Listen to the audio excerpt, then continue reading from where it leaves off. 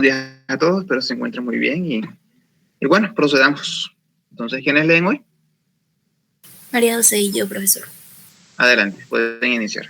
Mejor si presentan. ¿Pueden presentar? Sí, señor. Un momento. Adelante, listo. Bien.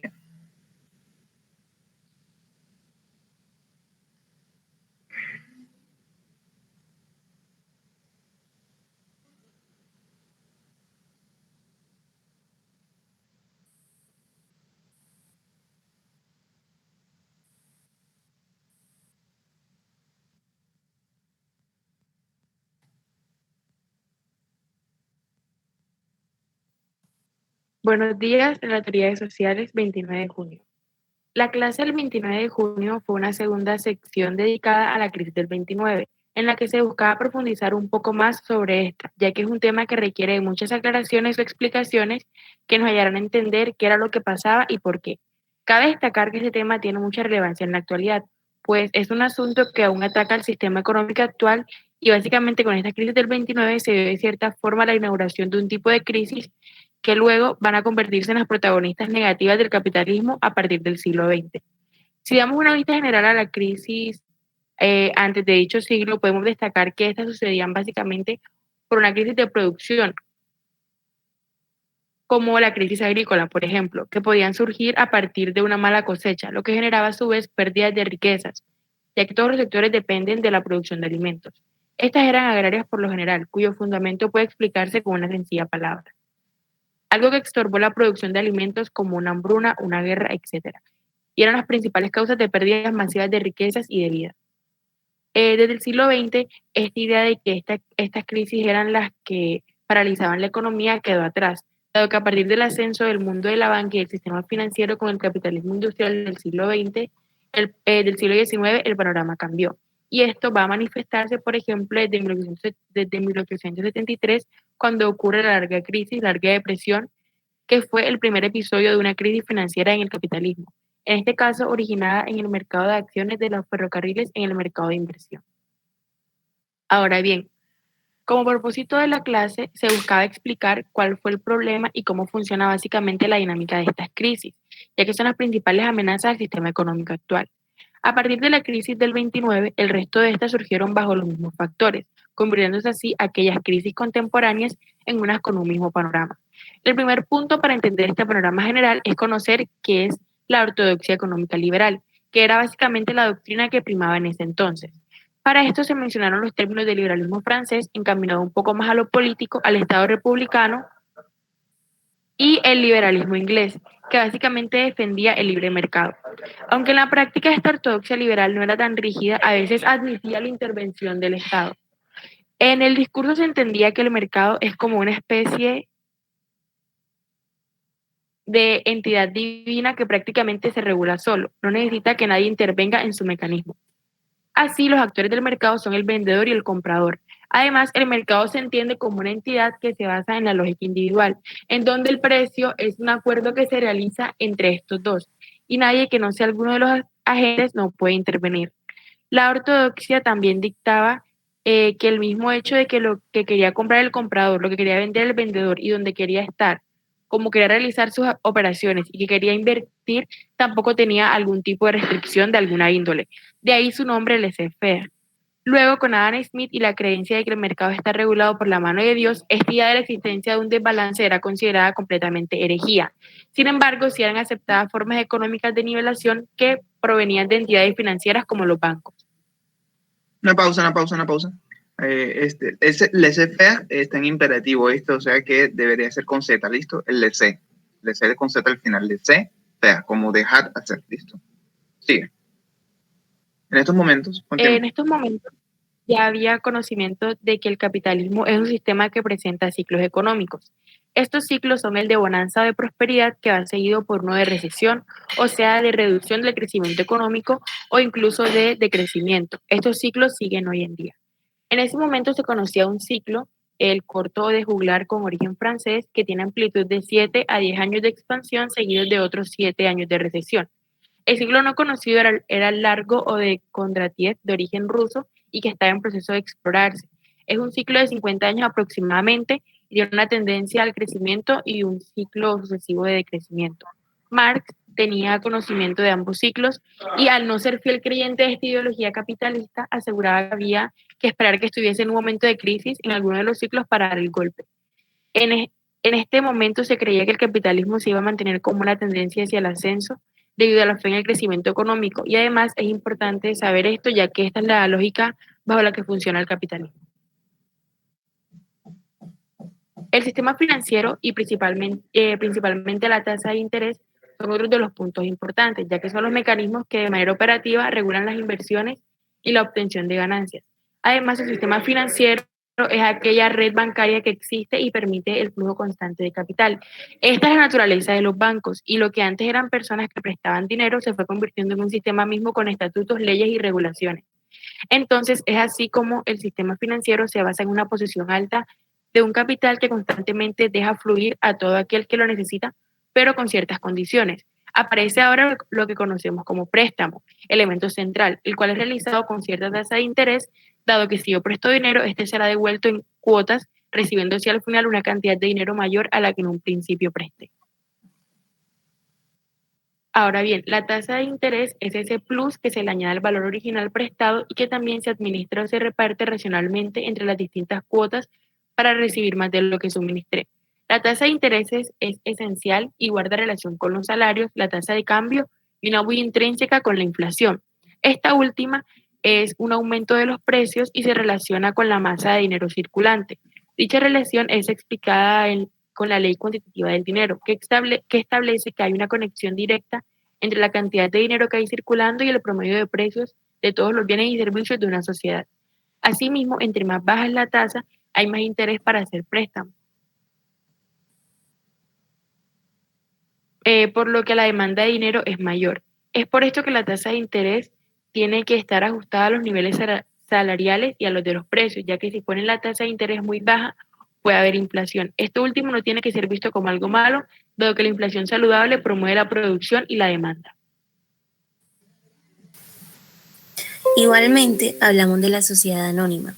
Esta nació en el siglo XVII aproximadamente y hace referencia a cuando en una empresa alguien tiene un emprendimiento o piensa hacer algún negocio, pero este es relativamente grande. Entonces, una de las formas a la que los empresarios recurren para obtener los bienes y así poder hacer dicha inversión, aparte de los bancos, es el de vincular al público, invitándolo a participar de esa empresa o negocio. De esta manera se ofrece a todo el mundo la posibilidad de contribuir al emprendimiento y aquel que invierta podrá obtener proporcionalmente a su inversión una ganancia, la cual dependerá de cómo le vaya a la empresa, pero generalmente los asociados no pueden tomar decisiones dentro de la empresa. Por otro lado, la forma de regular esos aportes comenzó a fundarse en las acciones, entendiendo como acción aquella participación económica que tiene alguien dentro de la empresa. El sistema anteriormente mencionado posibilitaba un flujo de capital constante y cuando se popularizaron esas sociedades por acciones, se creó el mercado de acciones. Entonces, cada empresa ofrecía acciones o participaciones en su empresa, las cuales podían comprarse y venderse y donde había compra y venta de algo, ahí había mercado. En otras palabras, habían posibles oportunidades. Aunque el flujo de comercio no solo consistía en la compra de una acción, sino que había ventas, reventas y todo tipo de operaciones financieras. Sin embargo, vale la pena aclarar que este mercado funcionaba de una manera diferente a la del mercado normal en cuanto a la dinámica de la oferta y demanda. Pues en el caso de la última, cuando hay mucha oferta de un bien, normalmente este suele bajar de precio, pero cuando hay demasiada oferta en el mercado de acciones ocurre lo contrario, debido a que al haber muchas acciones se infiere que a la empresa le está yendo bien y por tanto, entre más acciones hay, el valor de las acciones suele aumentar. Así, cuando hay pocas acciones, se entiende que la empresa está apenas naciendo, por lo que el valor de las acciones suele bajar. En este punto, se hizo una aclaración respecto a la compra de acciones y al vínculo de la franquicia, afirmando que el que tiene la franquicia gana por su propia actividad económica local, por lo que se beneficia del nombre de la empresa global. Y como ejemplo pusimos el caso de un trabajador de McDonald's. Las ganancias del mismo no derivan de todas las ganancias que tiene la empresa en el mundo, sino de la actividad económica que que está realizando en el local. Solo que al tener el nombre de McDonald's, eso le da cierto renombre a su negocio y por tanto más gente estará interesada en comprarle, pero no es como tal una ganancia derivada de acciones. En cambio, cuando alguien compra acciones de una empresa, gana sin necesidad de realizar ninguna actividad económica con la entidad de manera directa.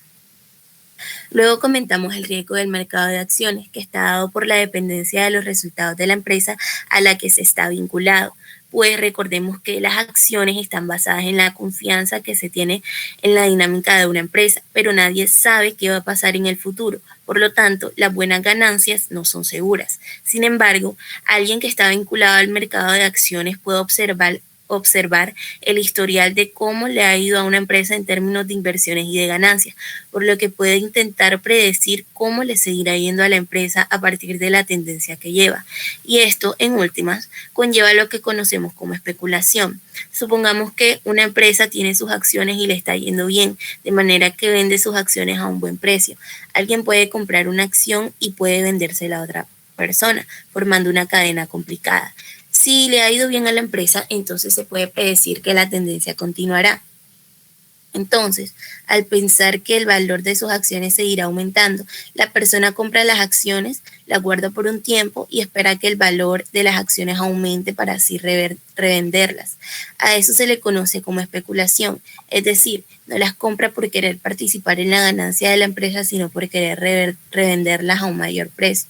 La especulación hace que los precios de las acciones aumenten mucho de manera artificial a niveles que no son naturales de las acciones y esto genera un gran problema. Cuando hay mucha especulación, los precios de las acciones suben demasiado y ahí comienza a surgir una amenaza, una burbuja bursátil y una burbuja financiera. Para entenderlo mejor, hay que tomar a los precios de las acciones como una burbuja. Con la especulación sobre todos los precios, estos van a crecer y llega un punto en el que crece tanto que ya nadie está dispuesto a comprar.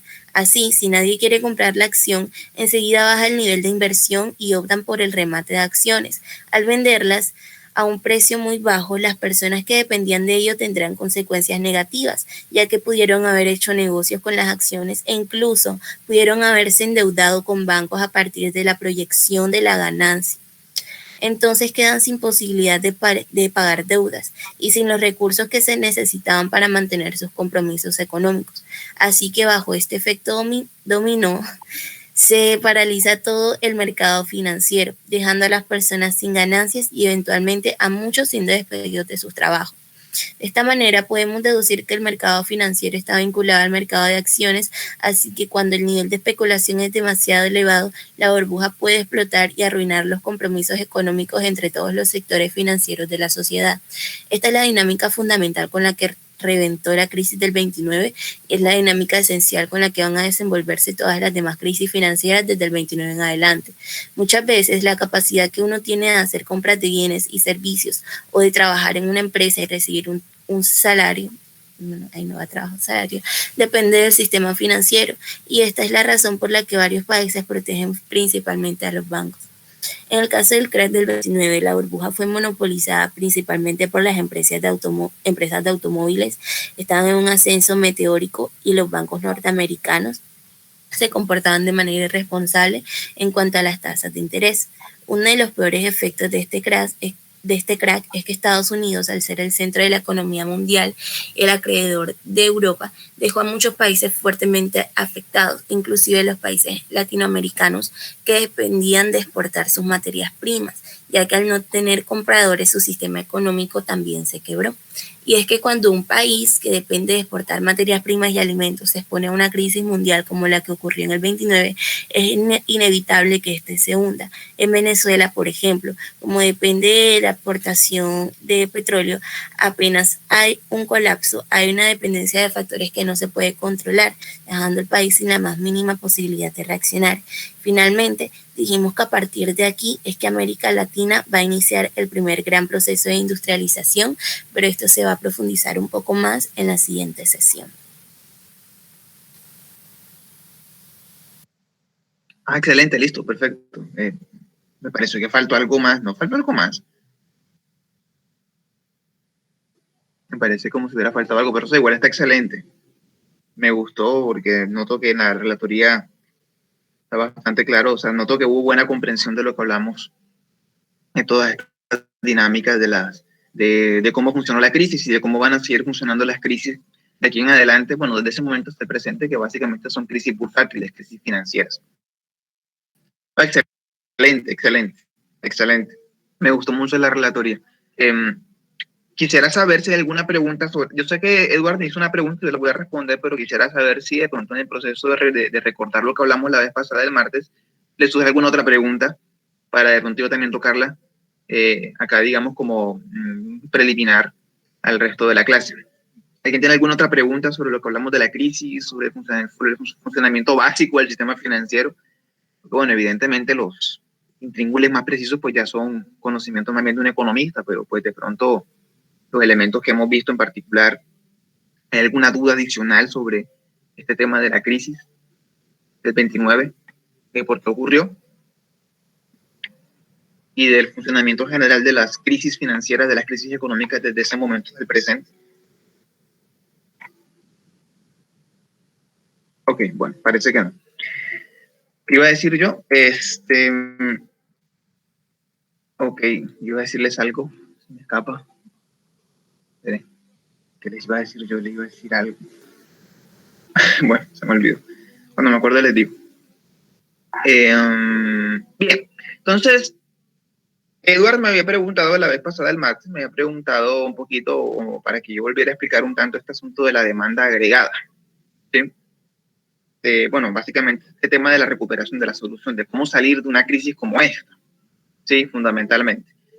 Entonces, pues hoy un poquito iniciaré con eso y después pasaré al tema de la Alemania de Hitler, que en últimas están también conectados estos asuntos. Y bueno, ustedes saben que oferta y demanda, naturalmente, eso yo no tengo que preguntárselo, yo sé que lo saben. ¿Sí? Cuando se habla de oferta de demanda en general, en microeconomía, ustedes saben que, ustedes se han visto que hay diferencia entre microeconomía y macroeconomía. ¿Conocen esos dos conceptos o no los han escuchado? Les pregunto. ¿Me están escuchando? Sí, profesor, sí los hemos escuchado. ¿Se han escuchado los términos o sí me están escuchando a mí? Las dos cosas. Ah, ok. Ya, listo, bien. Sí, microeconomía y macroeconomía. Bueno, en microeconomía se habla de oferta y demanda, como ustedes hasta ahora lo han visto. Se habla de oferta en general y demanda cuando uno está hablando en particular de un bien o servicio, ¿ok? Por ejemplo, la oferta de lápices, la demanda de lápices, la oferta de alimentos, la demanda de alimentos, etcétera, ¿ok? Sí, se suelen aplicar justamente a productos, a bienes o servicios en particular. ¿Listo? En macroeconomía, ¿sí? Estos conceptos se utilizan, digamos, como un apellido, ¿ok? Oferta agregada y demanda agregada. ¿Cómo así que es eso? Sencillo. La oferta agregada es el conjunto de la oferta de todos los bienes y servicios que hay en el mercado, básicamente. Lo mismo la demanda agregada. La demanda agregada es la demanda de todos los bienes y servicios que básicamente hay en el mercado. ¿Listo? Eso es lo que es la oferta agregada y la demanda agregada. ¿Sí? Está vinculado con el hecho de que la macroeconomía es la rama de la economía que estudia, digamos, como las grandes magnitudes, por decirlo de alguna forma. Por eso se llama macroeconomía. Es decir, las variables económicas a niveles nacionales, por ejemplo, el PIB, ¿sí? El Producto Interno Bruto, el Producto Nacional Bruto, ¿sí? El ingreso per cápita, el Producto Interno Bruto per cápita, ¿ok? Todas estas son variables macroeconómicas en general que de alguna manera tratan de observar cómo se comportan determinadas variables, no a nivel local, por decirlo de alguna manera, sino a nivel macro, ¿listo? Por eso se llama macroeconomía. ¿Ok? Entonces, en este sentido, pues cuando se habla de oferta y de demanda en macroeconomía se suele hablar de oferta agregada, o sea, para hacer alusión a la oferta completa de todos los bienes y servicios que existen. Obviamente es un promedio, ¿listo? Y también la demanda agregada es el promedio de las demandas de todos los bienes y servicios que existen en ese país o en esa unidad macro, ¿listo? Entonces, bueno, me presento la diapositiva para yo también orientarme un poquito lo que estoy diciendo para no perder el orden idóneo de la temática. Así que estamos acá en la solución, ¿verdad? Ok, me dice cuando esté viendo mi pantalla, por favor. Listo, entonces habíamos justamente hablado el martes que John Maynard Keynes, este famoso economista, deben recordar ese nombre, muy importante, John Maynard Keynes. O sea, tan importante en la economía fue Keynes en el siglo XX como lo fue Adam Smith en el nacimiento de la economía, ¿listo? John Maynard Keynes habla precisamente de que, bueno, ¿cuál es el gran problema de la crisis? En general, ¿cuál es la variable, digamos, cuál es la manifestación grave, realmente grave, que hace que una crisis económica como aquella que hablamos del 29 sea mala? La principal manifestación es el hecho de que en la práctica, muy concretamente, la mayoría de la población ve reducidos sus ingresos, ¿ok? O muchísimo o a nada, ¿listo? Como ya vimos un poco el mecanismo de la crisis, ¿sí? Básicamente todo el tema está en que todo el sistema financiero colapsa, y cuando colapsa el sistema financiero colapsan los compromisos económicos y también colapsan en ese sentido pues los ingresos de las empresas, las ganancias de las empresas. Si las ganancias de las empresas colapsan, caen, pues evidentemente las empresas van a cerrar o simplemente a despedir grandes cantidades de trabajadores que dependían de ellas. Si ocurren esos despidos, como efectivamente ocurren, o gente queda, o las empresas cierran y la gente queda pues en la calle sin trabajo, el problema de eso es que la gente queda sin dinero para poder comprar. Es ahí donde se manifiesta realmente la crisis. Por eso lo que hablábamos, eso fue lo que faltó, ya recordé, los datos, fue lo que no mencionaron, ¿sí? Cuando hablamos de los índices de paro. ¿Dónde es que se manifiesta la crisis en este tema? En los índices de paro. Listo, 22-23% de la población en Gran Bretaña sin trabajo, 27% en Estados Unidos, 44% en Alemania. Eso es un nivel de paro altísimo, ¿ok? Cuando hablamos de nivel de paro, recuerden, no estamos hablando de huelga, se llama índice de paro a la proporción de personas que están sin trabajo, lo que se llama índice de paro. ¿Listo? O sea, había un desempleo tremendo y muy probablemente estas cifras realmente están todavía medio maquilladitas. O sea, en la realidad con toda seguridad fue mucho peor. ¿Sí? La cantidad de gente que quedó sin trabajo era enorme y por tanto la cantidad de gente que se quedó sin la posibilidad de comprar bienes básicos de subsistencia, pues también estaba en ese mismo nivel, ¿verdad? Es ahí donde está realmente la crisis. Entonces, creo que ustedes han visto en economía que en un sistema económico general en cualquier país, lo que mantiene activa la economía, les pregunto yo, entre la oferta y la demanda, ¿cuál de las dos es la gasolina de la economía? Les pregunto. ¿Ustedes qué me dicen? ¿Cuál es la que realmente activa la economía? Les pregunto. ¿Ustedes qué dicen?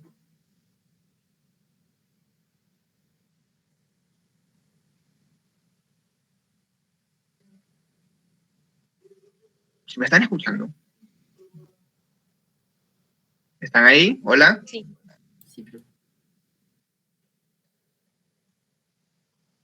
Les pregunto, ¿cuál creen ustedes que es prioritaria en una economía, la oferta o la demanda? ¿Cuál es la que manda, por decirlo de alguna manera? No. Profe, yo creería que la demanda. ¿Por También. qué?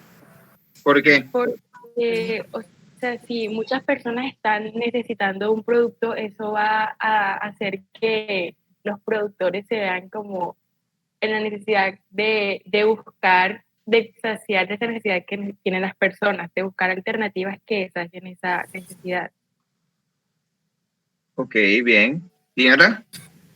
En serio, yo también creo que la demanda, porque si la demanda es eso que las personas están demandando, no, y si no existieran, no habrían necesidades ni bienes ni servicios, o sea, que suplir, entonces no habría ninguna función lógica de la oferta. No sé si me hago entender.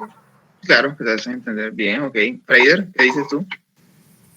Bueno, profe, yo creo lo contrario. Para mí, si no hay oferta, no hay demanda, principalmente porque sí, es verdad, personas son las que si se requieren un bien, las personas simplemente lo van a pedir. Pero más allá de que ya está en las empresas ver si lo producen o no, sencillamente para mí, si no hay oferta, demanda. Ok, gracias, Freider. ¿Qué dices tú, Edward, que levantaste la mano y después Shari?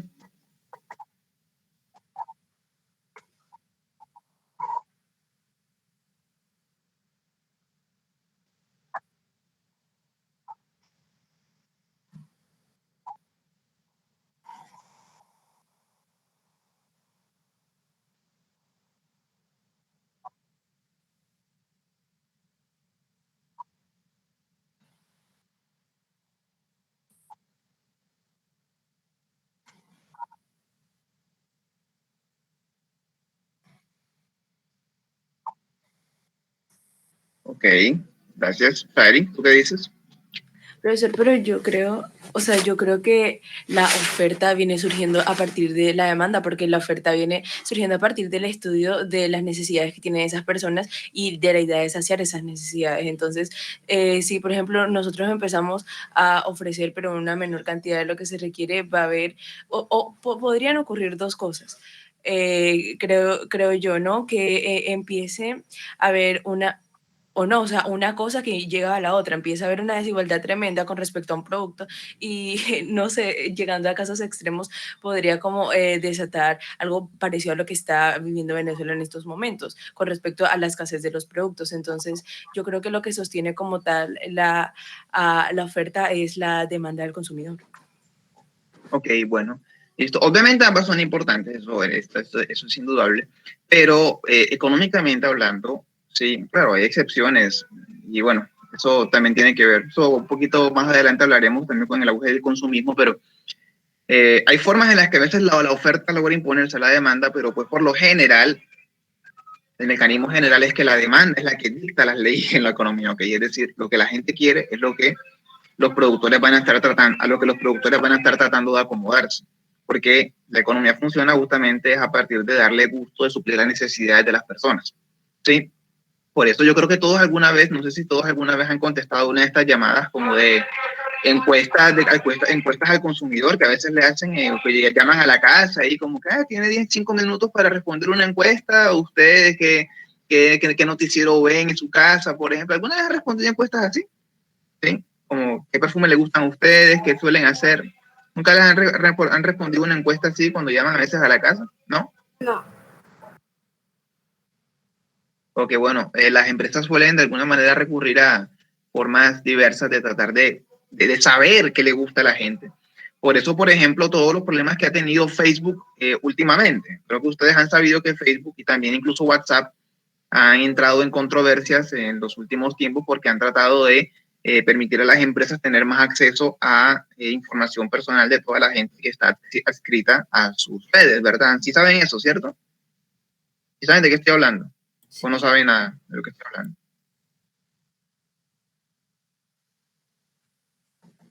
¿Sí saben o no saben? Sí, profesor, sí sabemos. Ok, listo. No, que tengo que confirmar. ¿Sí?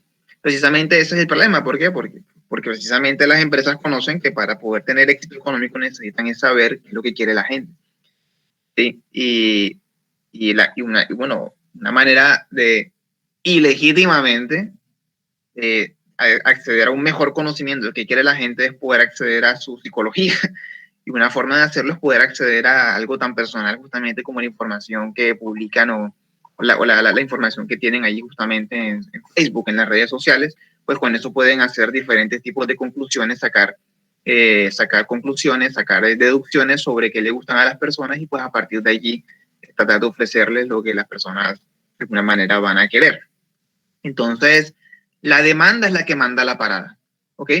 Ahora, el caso de Venezuela, por ejemplo, que ustedes mencionan, listo, el caso de Venezuela es particular o es especial por el hecho de que Venezuela, como se ha enfocado tanto en una economía petrolera, digamos que ha descuidado un desarrollo industrial verdadero dentro del país, ¿ok? Más sin embargo, como Venezuela al mismo tiempo también enfrenta toda forma de bloqueos internacionales, en una situación normal, Venezuela podría suplir todas sus necesidades, digamos, de producción normales, pues recurriendo al mercado exterior, ¿ok? De manera regular, por decirlo de una forma. O sea, ahí el mecanismo funcionaría de manera normal, porque es que en el capitalismo, justamente como se supone que es libertad de empresa, libertad de comercio, entonces, pues las necesidades que tengo yo aquí en la localidad pueden ser suplidas, por ejemplo, por empresas exteriores que se especializan en eso, a través del mercado exterior, un mercado exterior que fluya con libertad, justamente con libre comercio.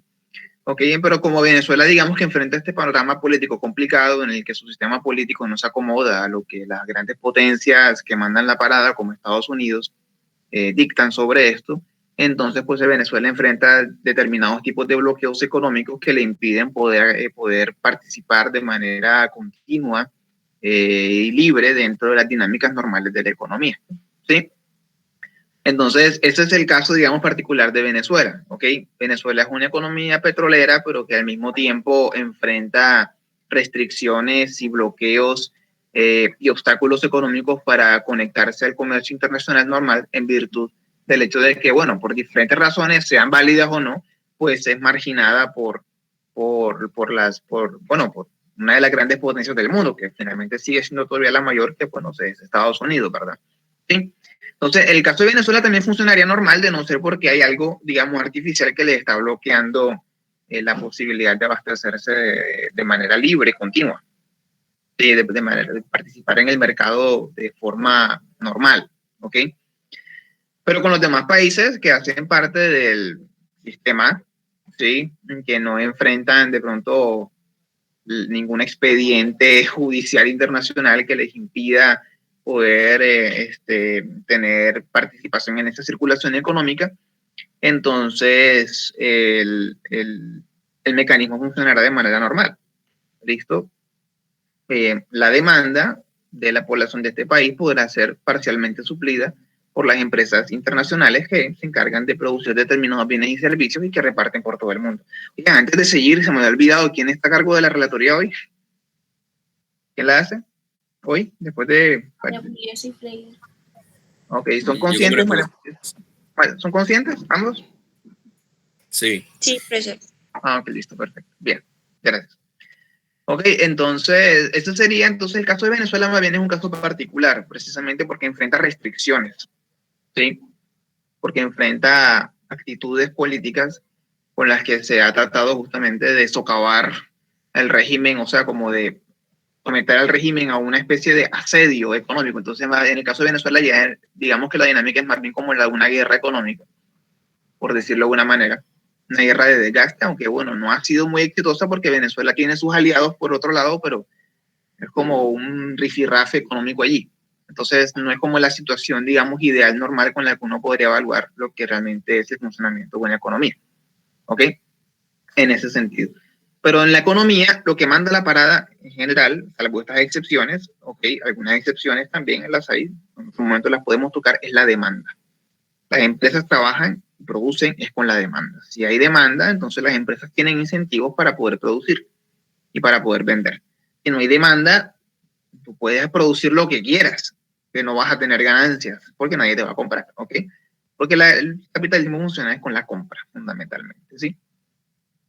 Entonces, teniendo en cuenta esto que acabamos de aclarar, de decir, se entiende un poquito mejor cuál fue el sistema que ideó Keynes.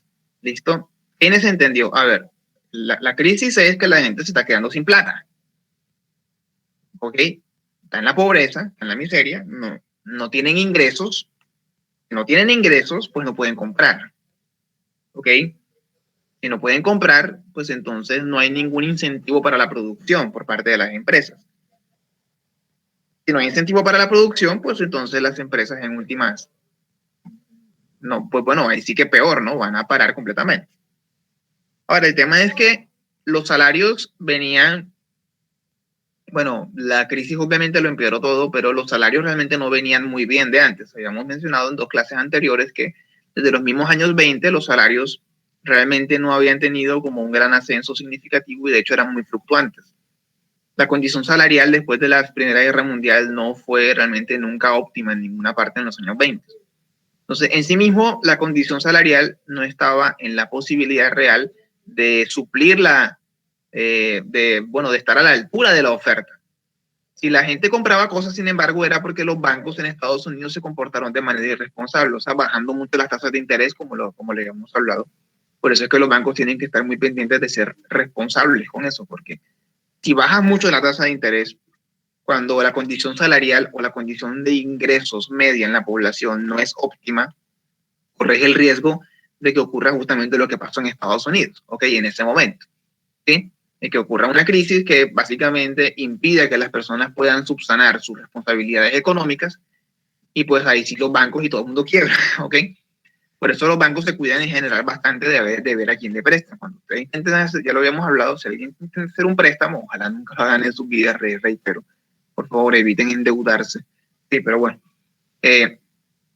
Lo primero que le van a preguntar es qué trabajas, van a tratar de preguntarles van a preguntarles por todos los aspectos económicos de sus vidas para saber qué tan firmes están y por tanto qué tanta posibilidad tienen de pagar la deuda realmente con sus intereses. ¿Listo? Los bancos hacen esos estudios, tienen que hacerlos porque pues de lo contrario están corriendo el riesgo de prestarle dinero a alguien que no pueda devolverlo y por tanto ellos mismos pues bueno, caen en grave peligro porque ellos mismos, los bancos, dependen de las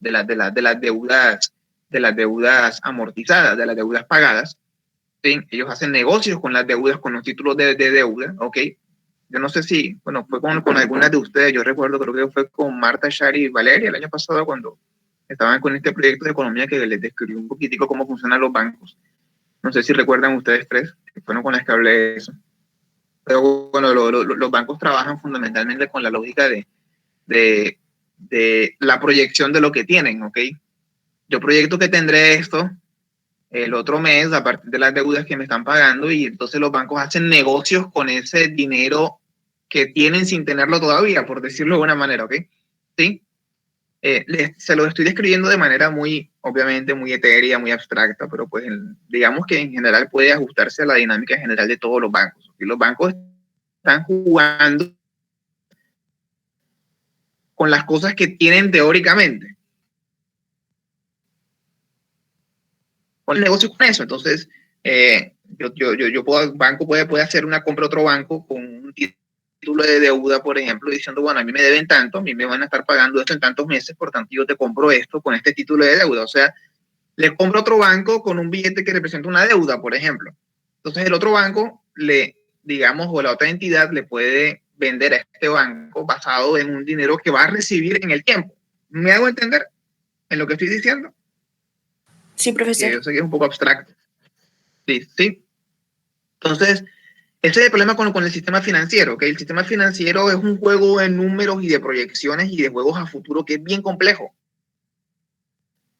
Entonces, si una cantidad significativa de personas dejan de pagarle a los bancos, entonces todo este castillito que formaron los bancos de pagarse y hacer operaciones financieras con base a lo que le van a pagar las personas, todo se viene abajo, ¿sí? ¿Ok? En última, el sistema financiero, ustedes pueden, o sea, el verdadero corazón del sistema financiero es la confianza, ¿sí? Yo tengo confianza en que este banco con toda seguridad me va a pagar y este banco al mismo tiempo tiene confianza en que la persona le va a pagar la deuda, ¿sí? ¿Ok? Entonces, por eso en economía se maneja un poco este concepto, no sé si alguna vez lo has visto, el concepto del pánico. En economía, el pánico social tiene un efecto económico real. Los bancos trabajan es con confianza, los bancos hacen transacciones y operaciones financieras a partir de esta confianza que yo les estoy diciendo. Unos bancos tienen confianza que otros bancos les van a pagar, otros bancos tienen confianza que otros bancos les van a pagar, otras empresas tienen confianza en esto y tal, y en últimas, todo llega a que hay un banco que tiene confianza en que la persona a la que le prestó plata en el público le va a pagar, ¿ok? En las cuotas establecidas, ¿sí? Entonces, si esa confianza es como una gran estructura de confianza, por decirlo de alguna forma, es que confía en este, te confía en este, te confía en este, te confía en este, y todas las confianzas están proyectadas a lo que va a pasar a futuro, ¿ok? ¿Sí? Si una pieza significativa de ese castillito de confianza se cae, toda la demás confianza se cae, ¿ok? ¿Sí? Y ahí es donde hay una parálisis económica real, eso es lo que se llama un pánico. ¿Sí? Cuando hay un pánico, uno puede entender ese pánico como una crisis de confianza en todo el sistema financiero, entonces ya hay un punto en el que ya nadie le quiere prestar a nadie, ya el sistema financiero se paraliza porque se cayó la confianza. Este dejó de pagarme en este momento, ¿qué confianza tengo yo de que me va a seguir pagando y de que me va a pagar todo?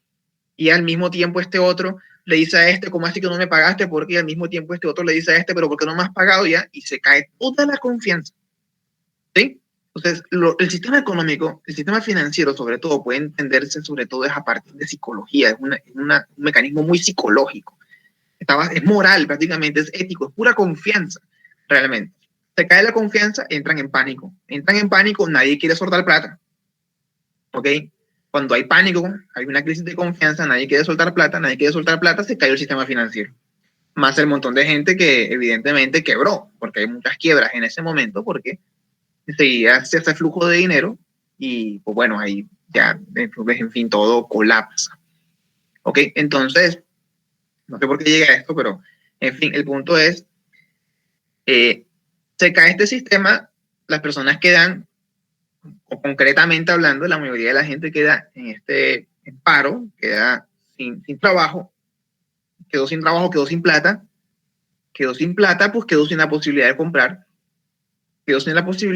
pues las empresas que van a producir, si nadie tiene plata para comprar, no hay ingresos, ¿ok? No hay capacidad adquisitiva, como se llama. Entonces Keynes entendió, ¿sí? Keynes fue abierto a pensar de una manera no liberal, y también miró el ejemplo de la Unión Soviética, porque la Unión Soviética, recuerden que era el Estado el que ya se estaba haciendo a cargo de la producción, con los planes quinquenales con Stalin.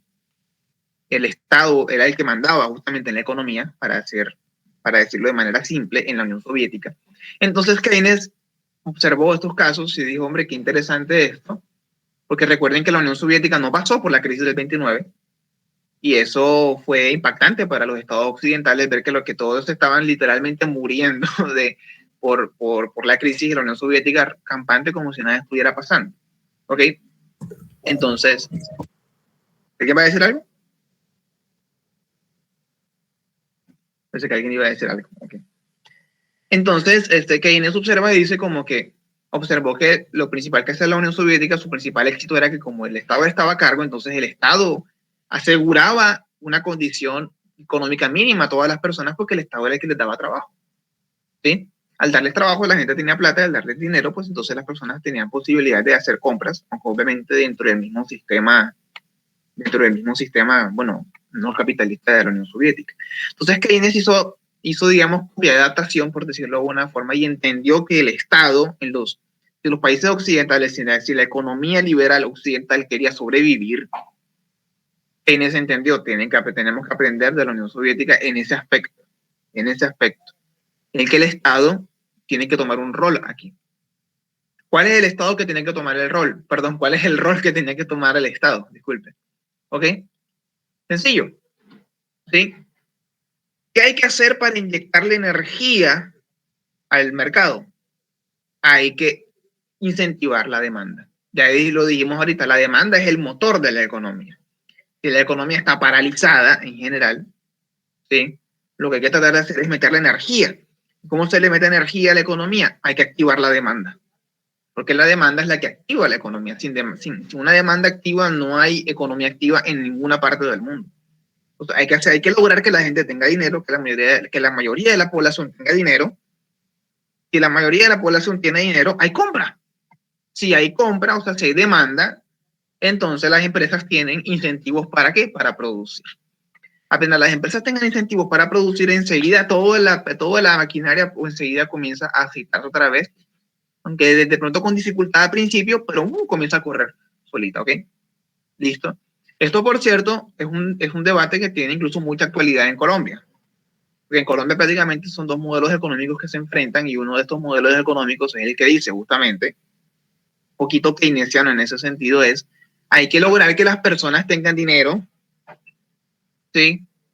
Y si las personas tienen dinero, entonces las mismas personas procurarán comprar, y por tanto el bienestar económico de la mayoría de la población equivale a instaurar el verdadero capitalismo, que es aquel en el que las empresas compiten de manera obviamente sana, pero constante y óptima y eficiente, para ganarse el favor de estas masas de personas que tienen ingresos y que quieren, bueno, que están incentivando la demanda.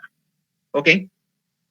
¿Listo? Entonces, esto fue la discusión de esta época. Obviamente ustedes se imaginarán, pues bueno, esto fue una ruptura mental tremenda en ese periodo, tremenda, ¿sí? Porque implicaba meter al Estado en la economía, porque pues evidentemente los bancos estaban quebrados, las empresas estaban quebradas, pues la única entidad que de alguna forma podía hacer algo allí era el Estado, ¿sí? Entonces era como, vamos a meter al Estado acá, pero si esto es una herejía, entonces de alguna forma eso fue un cambio de mentalidad realmente impresionante que ocurre en ese periodo, pero lo aceptan finalmente, porque es eso, pues, o la muerte económica del capitalismo. Y entonces es aquí donde se entiende, ¿listo? La idea es que el Estado es la entidad que entra a crear empleo, ¿ok? O sea, a asegurarse que las personas tengan ingresos. ¿Cómo lo hace? Los estados comenzaron a ¿sí? Crear obras públicas, generar diferentes actividades en las cuales el Estado aseguraba que grandes partes de esta población que estaba sin trabajo tuviera empleo y les daban evidentemente buenos salarios, con buenas garantías, evidentemente, con vacaciones, con primas, con cesantías, con los parafiscales, bueno, de las empresas, quiero decir, con todos los asuntos, con todo el esquema montado. Básicamente darles comodidad, es decir, mejorar la situación de la mayoría de la población a partir de la intervención del Estado. Y entonces, esta población que tiene plata, que tiene dinero, va a querer tener bienes, va a querer comprar. Y queriendo comprar, entonces las empresas van a tener incentivo para producir y ahí enseguida comienza a correr de nuevo la economía. ¿Alguien iba a decir algo? Me parece que alguien habló o no. Bueno, parece que no. No, Ok, profesor. entonces sí. ¿Por qué, María Gabriela? No, le dije que no. Ah, Shari, ok, listo, bien. Entonces, esto es lo que es recuperación por demanda agregada, por decirlo de una forma, ¿listo? Es decir, hay que incentivar que la demanda agregada, recuerden que la demanda agregada es la demanda en general de todos los bienes y servicios dentro de un país, o sea, hay que hacer que toda la demanda agregada vuelva a subir. ¿Cómo se hace eso? Garantizando que la mayoría de la población tenga buenos ingresos. ¿Cómo se hace eso? Dándoles trabajo para que tengan buenos salarios. Obviamente es trabajo con buen salario, con un buen nivel salarial. Entonces, en esta época los niveles salariales mejoraron en prácticamente todos los países europeos en los años 30, a partir de estos proyectos de recuperación, especialmente con el New Deal de Franklin Delano Roosevelt, también en Inglaterra, sí, en Francia, pero sobre todo en la Alemania de Hitler, que fue pues la zona en la que los obreros realmente estuvieron en mucha mejor condición de todos los países europeos en ese momento. ¿Ok? Fue un poco la tendencia, precisamente en la época, la de mejorar la condición del trabajador a un nivel suficiente para que el trabajador quiera comprar, y queriendo comprar las empresas, despegan ellas solitas, y eso fue exactamente lo que pasó en los años 30. Por eso hay un historiador, bueno, Eric Hobsbawm, yo esto lo he mencionado muchas veces, Eric Hobsbawm, que en su juventud hizo parte de las izquierdas socialistas. Eric Hobsbawm dice un poco graciosamente que sin quererlo la Unión Soviética le salvó la vida al capitalismo occidental. O sea, sin quererlo la Unión Soviética le salvó la vida a su peor enemigo. Porque la Unión Soviética le dio al enemigo capitalista el ejemplo que necesitaba para poder asumir una solución. ¿Ok? Si la Unión Soviética no hubiera estado en este momento, digamos, constituyendo una alternativa aparentemente exitosa, ¿sí? Con toda seguridad no hubiera surgido la idea de meter más al Estado en los países occidentales. Probablemente en verdad sí hubiera sido el fin del sistema capitalista. Esa es una de las paradojas del socialismo y de Marx. Sí, si hemos de creerle a Hobsbawm, yo personalmente sí le doy crédito a esa interpretación de las cosas, porque curiosamente pues fue el surgimiento de estas ideas de izquierda y de su materialización lo que en últimas acabó salvándole la vida al capitalismo. De no haber sido por esto, muy probablemente el capitalismo mundial sí se hubiera ido al piso, como lo había profetizado Marx. Pero fue el mismo hecho de que el socialismo surgiera, de que Marx publicara sus obras y de que en últimas el socialismo llegara al poder, lo que a la larga terminó impidiendo que la misma profecía se cumpliera. ¿Ok? Digamos, las profecías de Marx fueron como unas profecías autoestropeadas, por decirlo de una manera. El hecho de plantearlas fue lo que impidió que se cumplieran, por decirlo de un modo. ¿Sí? Entonces, esto es interesante. Pero bueno, entonces, es aquí donde se entiende mejor, listo, ese tema del Estado interviene para también evidentemente el rol del Estado no solamente era mejorar la condición salarial de los trabajadores y darles oportunidad de empleo a la gran mayoría de la población, sino también comenzar a intervenir más en la política monetaria, o sea, en la política financiera de los bancos y obviamente en los niveles salariales, ¿listo? Entonces hay que ponerle juicio a los bancos de que mantengan sus tasas de interés, sus niveles de emisión a un nivel que sea saludable. No hay que dejar que los bancos bajen ni demasiado ni suban mucho las tasas de interés de acuerdo a las diferentes condiciones que pongan los estados. O sea, hay que garantizar que la economía esté funcionando de manera regular. El Estado tiene que entrar a regular fundamentalmente. ¿Listo? ¿Ok? Esa fue, digamos, como la convención que surge en este periodo, que como les digo, rompió con la ortodoxia liberal del momento, fue bastante transformador, ¿ok? Fue bastante, no es otra palabra, pero bueno, sí, digamos, muy subversivo incluso, ¿ok? Pero pues era el momento, justamente, era un momento de crisis, pues ahí sí comienzan a contemplarse posibilidades que antes se descartaban de manera dogmática. No sé, Edward, si con toda la explicación que he dado queda más claro cuál fue este rescate por demanda agregada. Sí, tú me dirás si está bien explicado, si te quedó todo claro.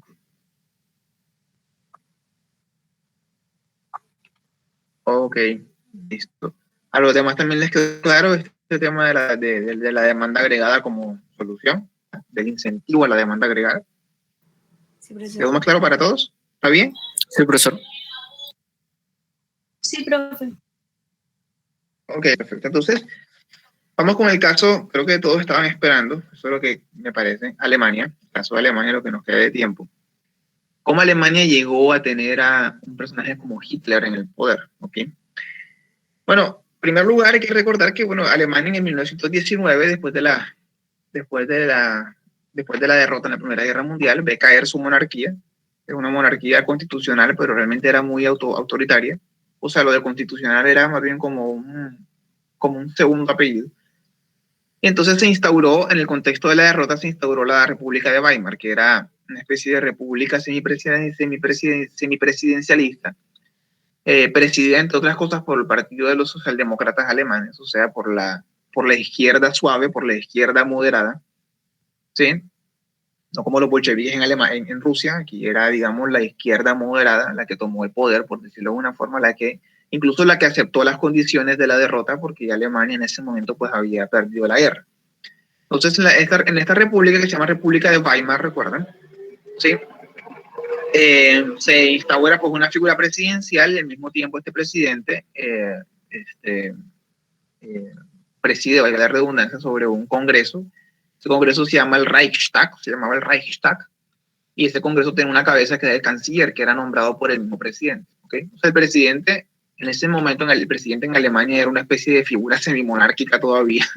¿Ok? Entonces era como un presidente que nombraba pues a un canciller, listo, que era como el jefe como lo que hoy en día el canciller de Alemania, como lo que es Angela Merkel hoy en día, listo, solo que bueno, sin rey, ¿ok? O sin una figura eminente superior, como era el presidente en ese momento. Pues el canciller era el que en últimas era el jefe de todos los ministros y de la asamblea del parlamento que operaba justamente pues con el Reichstag. Esa era la dinámica fundamental de la política alemana a partir de la República de Weimar. Sin embargo, hay que recordar que Alemania en este momento surge o nace esta República de Weimar a partir de un tratado de paz que se entendió como humillante. ¿Listo? Y fue humillante realmente. Alemania, recuerden que se le consideró la culpable, se le llama así incluso la cláusula de culpabilidad. Pero además de eso, Alemania perdió la guerra, pese a que había hecho un esfuerzo militar enorme. Alemania pierde la guerra y pues queda con una profunda herida nacionalista. La población alemana era una población muy, muy nacionalista, y especialmente los valores incentivados por un país que tradicionalmente había sido como muy autoritario en la personalidad incluso de mucha de su población, un país de muchísimo orgullo, de una disciplina que todavía sigue siendo la de hoy, y de unas pasiones nacionalistas muy exaltadas, ¿sí? Especialmente en este momento atizadas todavía más por los rigores de la guerra. Entonces quedó una profunda herida nacionalista, es decir, la población en general, el sentir, la psicología general alemana quedó herida no solamente por haber perdido la guerra, sino porque se le sometió fundamentalmente a una humillación. ¿Ok? Eso fue un factor muy importante para lo que pasaría después. Entonces, en ese sentido, la República de Weimar, que en principio de por sí era un sistema político nuevo en Alemania. Alemania había sido hasta ese momento una monarquía, fundamentalmente. Entonces era un sistema que era muy nuevo, y al ser muy nuevo pues tenía muy poca legitimidad, no tenía mucha aceptación, de hecho era muy poca su aceptación. Entonces ese sería su problema insuperable, de hecho nunca logró superar ese problema, así que pues nunca logró afirmar su legitimidad entre la mayoría de los alemanes. La República de Weimar siempre estuvo en un estado de ambivalencia, de ser sentida como algo halógeno por parte de la mayoría de los alemanes. ¿Listo? La oposición más radical, sin embargo, venía sobre todo de dos partidos, el Partido Comunista Alemán, que intentó tomarse el poder en los momentos en los que ocurrió en Rusia la revolución, lograron tomarse el poder en un estado en Baviera, pero en Múnich, en München, Brasil en alemán, pero pues en últimas fueron desalojados. O sea, casi logran una revolución comunista en Alemania, pero pues fracasaron.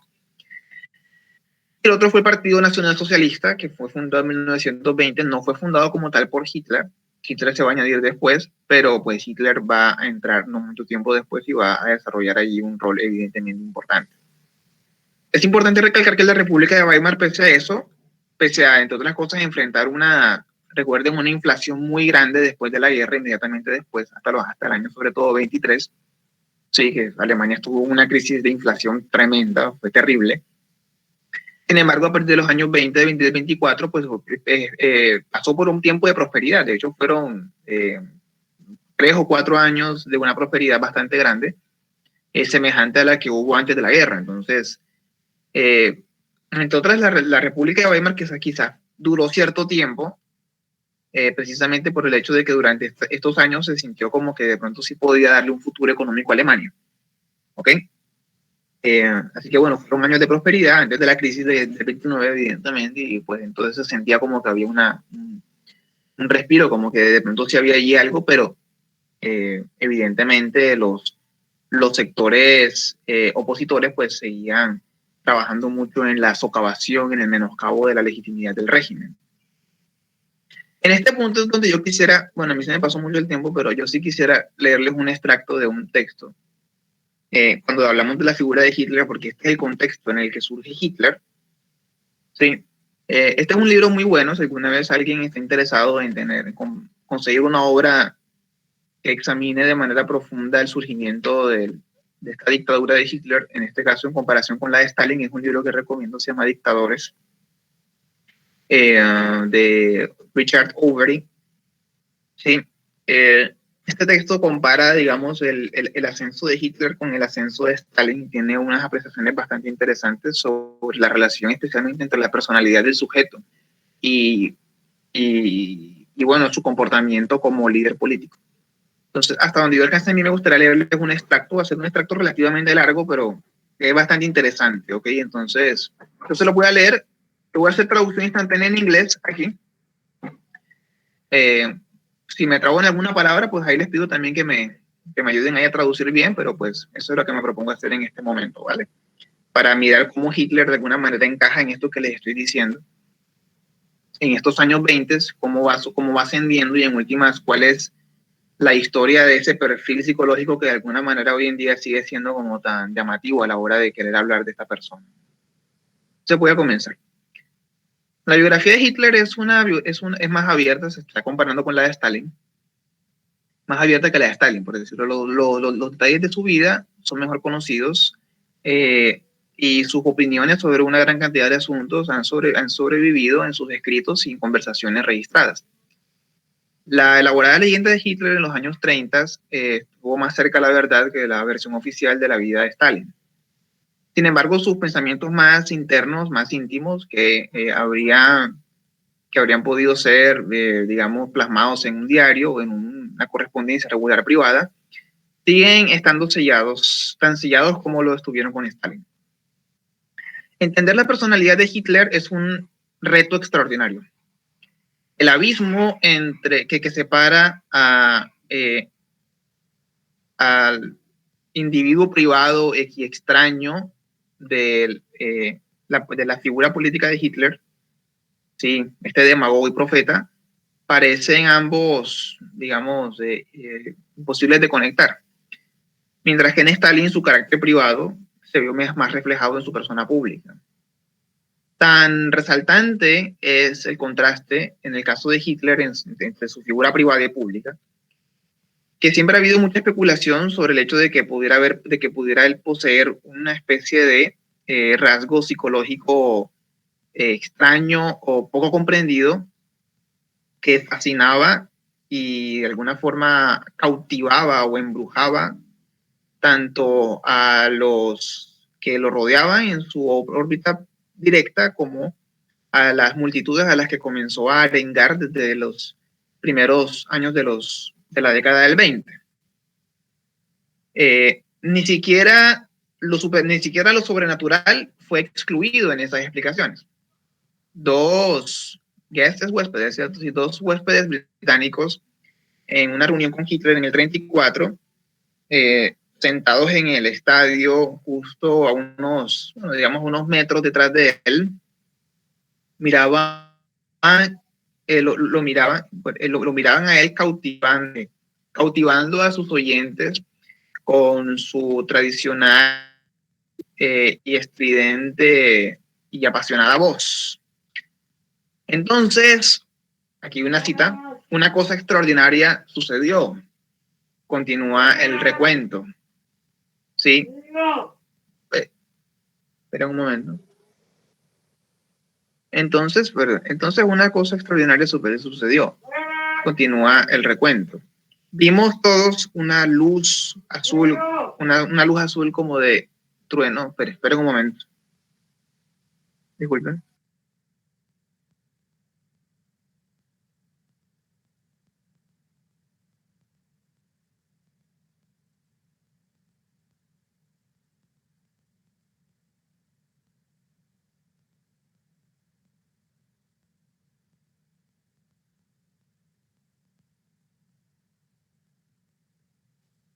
Sigo, disculpen.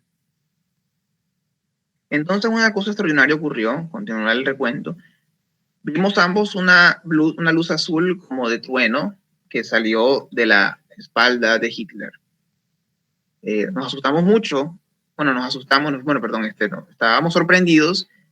Quedamos sorprendidos de que aquellos que estaban cerca de nosotros, atrás de Hitler, no hubieran sido golpeados por eso, ¿ok? Los dos sujetos después discutieron sobre si Hitler estaba realmente poseído en ciertos momentos por el diablo. Y otra vez cita, llegamos a la conclusión de que sí lo estaba.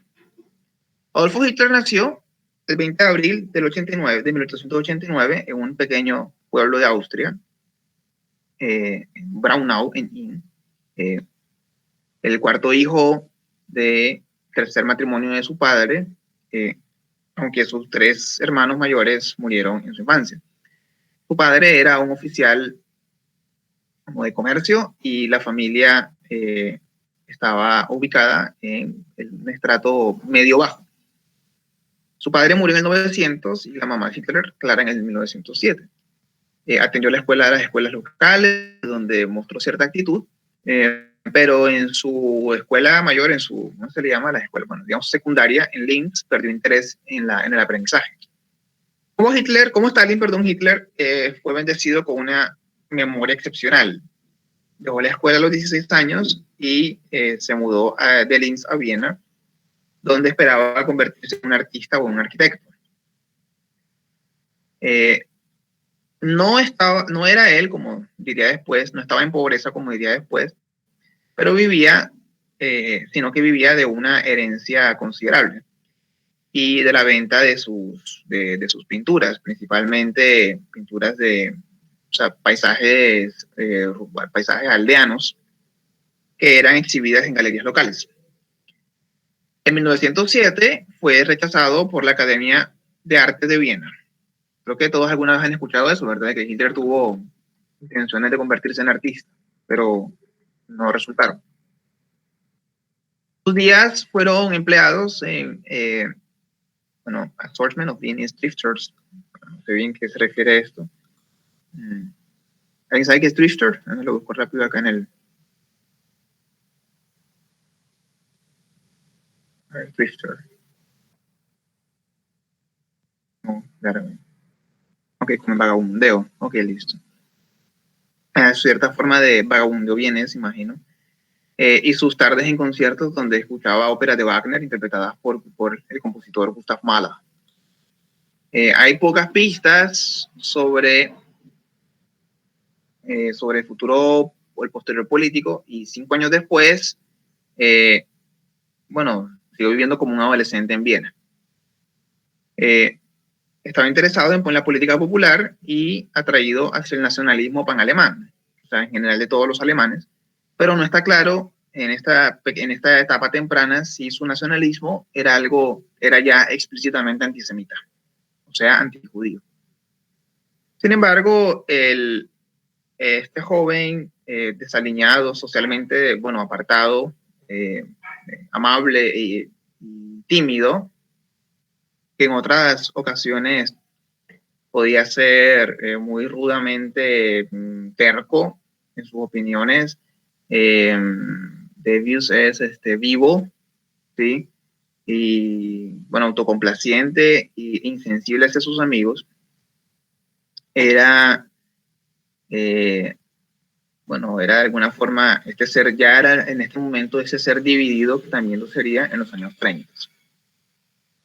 En mayo de 1913, Hitler huyó de Viena a München para evitar el servicio militar austriaco. Las autoridades lo capturaron, pero por cerca de un año logró evadir la deportación hasta que en febrero de 1914 el joven artista de 24 años fue forzado a retornar a Salzburg, en Austria, donde los inspectores médicos lo declararon no apto para el servicio militar auxiliar y libre para retornar a Alemania. En agosto de ese año, Hitler oyó el anuncio del inicio de la Primera Guerra Mundial mientras estaba en Odeonplatz, en München. 2 días después se ofreció como voluntario para pelear en el ejército alemán, que lo encontró apto para el servicio. Después de 2 meses de entrenamiento, Hitler fue enviado a la campaña en Bélgica, el norte de Francia.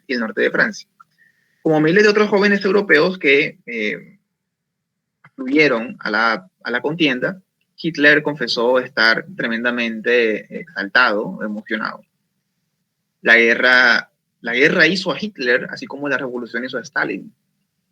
Hitler fue promovido a corporal, o sea, como a teniente, después de un mes, y ganó la Cruz de Hierro en la segunda clase después, la segunda después de 2. Es el día más feliz de mi vida, según escribió a su landlord, no sé a qué se refiere landlord de München. La Cruz de Hierro, primera clase, fue finalmente concedida a él en agosto de 1918. Era personalmente muy valeroso, o sea, valiente, y exaltado por el extremo, y quedó exaltado, digamos, por la extrema naturaleza de las demandas de los... Espera un momentico.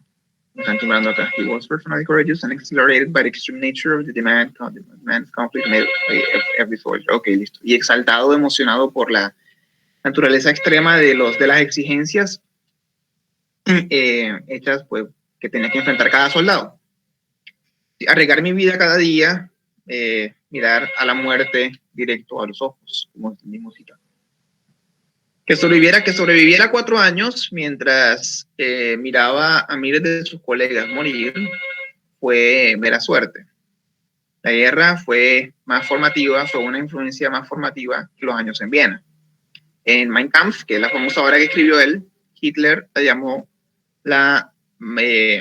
el tiempo más grande e inolvidable de mi vida terrenal. Se mezcló a sí mismo psicológicamente con el conflicto.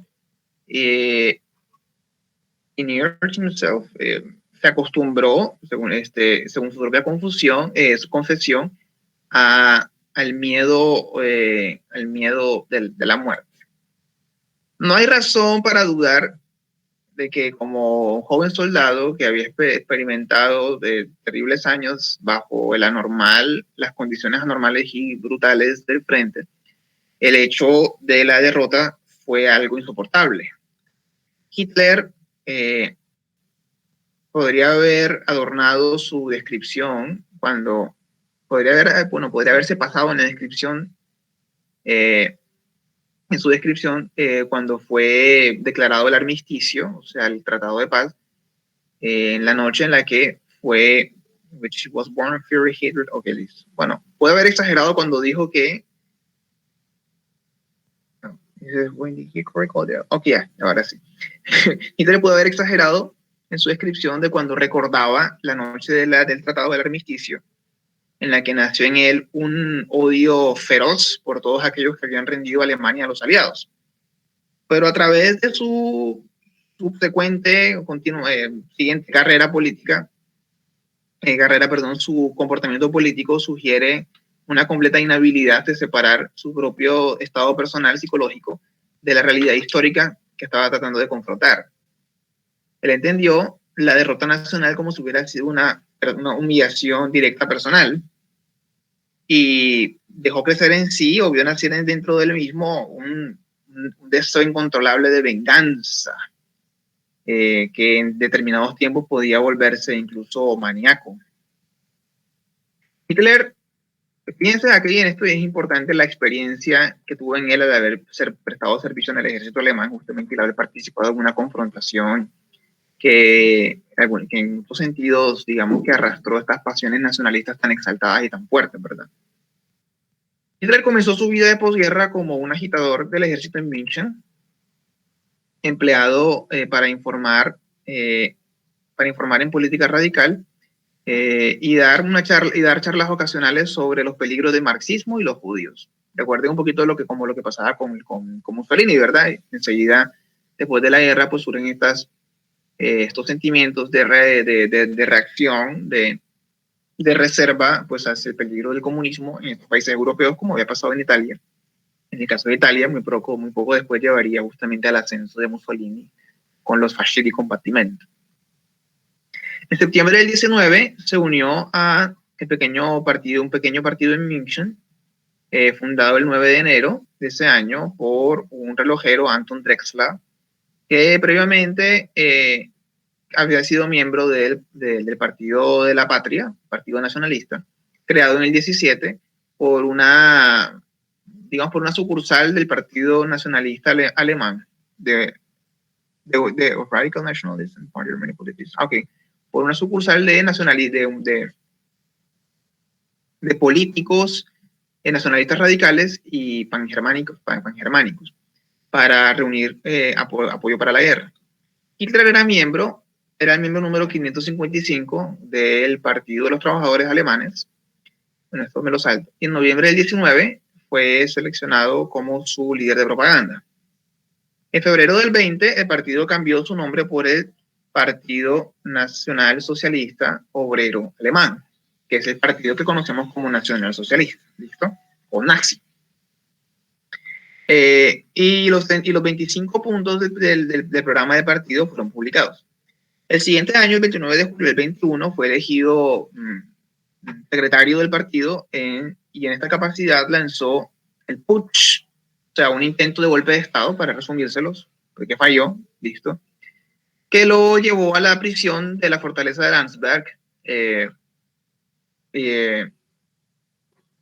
donde, bueno, por cierto, aquí añado acá un comentario, él recibió un juicio que fue muy famoso en ese momento porque, pues, el juez era pronacionalista y entonces el juez tenía ciertas simpatías hacia él, así que el juez lo dejó dar discursos, lo dejó hablar mucho más de lo que normalmente se le dejaría hablar a alguien que se está defendiendo, y pues Hitler básicamente convirtió ese juicio como en una especie de podio, ¿sí?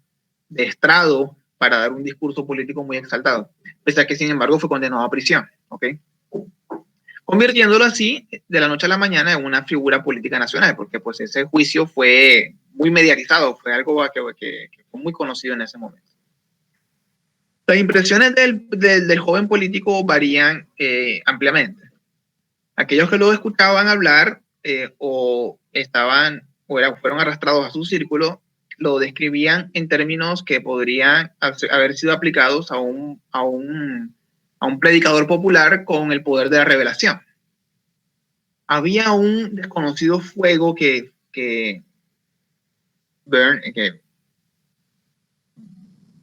hacer las palabras ayúdenme, un desconocido fuego que ardía dentro de él. Recordaba a su cercano amigo Max Amann. Pero mucho del testimonio de Jesús sugiere que Hitler era regarded. Estaba arrepentido. No, arrepentido no, pero se me pasó el harmonic scruffy.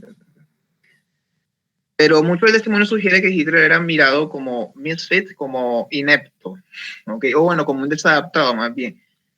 Su apariencia y comportamiento cuando no estaba en un performance, una presentación era tonto y poco llamativo, y sus intentos de posar como el tribuno de un pueblo traicionado a menudo eran ridículos.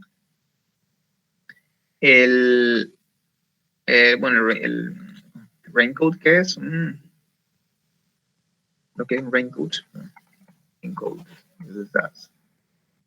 La gabardina, listo. Sí, bueno, su gabardina, su típica gabardina, digamos, su estrecho y oscuro bigote, que todos de alguna forma creo que han visto, su flexible cabello con flecos, su rostro pálido y un poquito redondeado, incluso sus ojos verdes, gris azulados, que podrían a veces parecer vacíos e inexpresivos. Todos hacían a Hitler alguien fácilmente reconocible, pero no menos unprepossessing, no sé qué es. Unprepossessing. Vamos a ver. Poco atractivo, ok. Hay una colección reveladora de una recopilación, hay una impresión reveladora de un encuentro con Hitler en 1920 en la villa de München. El compositor Clemens von Frankenstein, que captura la mezcla de inseguridad social y demagogia estridente que lo caracterizaba. Hitler llegó con otros huéspedes, con otros visitantes de teatro y artistas. Llevaba unas polainas y un sombrero flexible.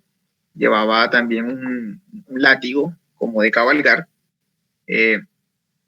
Y aunque él no podía cabalgar, que él usaba como una especie de aditamento, como un adorno, con los que constantemente pues, golpeaba sus botas. También trajo su perro. Se veía como el mesero, head waiter, creo que es como el estereotipo del mesero. ¿Sí? Se sentó con una reserva muy extraña en presencia de su huésped aristocrático. Al final, se lanzó al inicio de una especie de monólogo político, un estilo que estaría con él pues el resto de su vida política.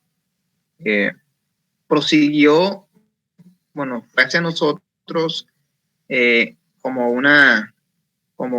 un capellán del ejército, recordaba otro huésped. Tuve la impresión de una estupidez básica. Sin interrupción, Hitler comenzó a gritar en vez de predicar. Los sirvientes o los criados se apresuraron a proteger a sus señores, pensando que iba a ocurrir algo. Cuando se había ido, los huéspedes se sentaron y así fue registrado como un grupo de pasajeros de tren que de repente se habían dado cuenta de que estaban compartiendo, su cuarto con un psicótico. La sensación de profunda extrañeza y vergüenza que Hitler podía producir en cualquiera que no estuviera siendo cautivado por su despliegue hacía difícil silenciarlo una vez el discurso había iniciado. ¿Okay? Hitler aprendió a usar esto como una forma de defensa contra toda contradicción o objeción, digamos que arrasando con su interlocutor hasta cometerlo. ¿Sí? Hermann Rauschning, un líder del partido en Danzig, observó después en el 33 que las actitudes de Hitler representaban una conquista de las inhibiciones, lo cual explicaba cuán necesario para su elocuencia era el gritar con un ritmo febrilmente alto. Bueno, hay algunas otras cosas que quiero continuar leyendo porque el párrafo completo, la parte completa es larga, pero ya se acabó la clase.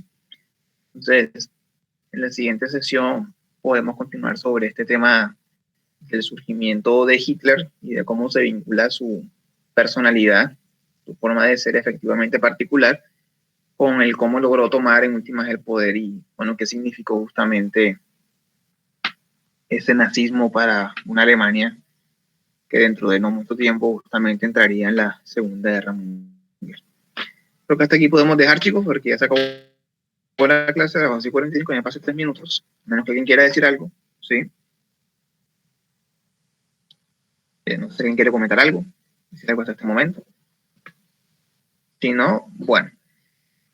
Yo no sé si la otra semana, yo no sé muy bien cuáles son los planes de la profesora Gali respecto a la continuación de los refuerzos, pero bueno, de cualquier modo, o sea, cuando se imagino que evidentemente la siguiente ocasión será por lo menos una vez acaben vacaciones, entonces, si la otra semana hay algo, pues en general cuando digan que hay, pues continuaremos, listo. Estaremos pendientes entonces y pues igual ahí nos estaremos comunicando por el tablón, ¿ok? No siendo más, chicos, pues podemos dejar hasta aquí. Y bueno, nos vemos entonces en la siguiente.